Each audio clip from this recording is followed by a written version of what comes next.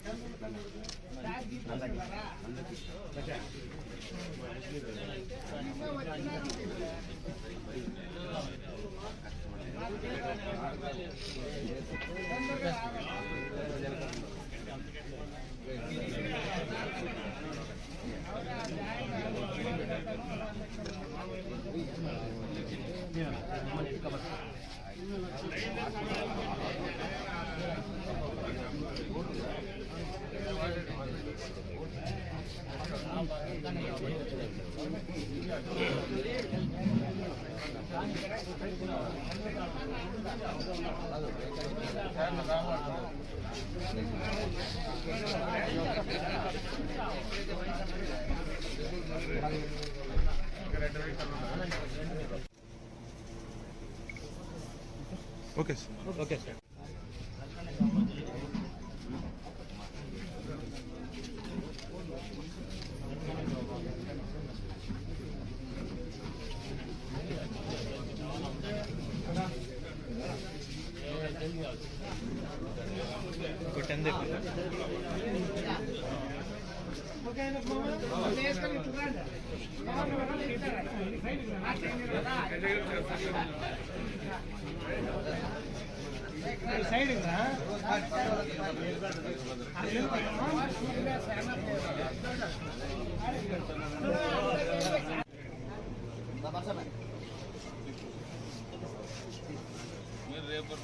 Telugu Desam cycle గుర్తుకే, cycle గుర్తుకే, cycle గుర్తుకే.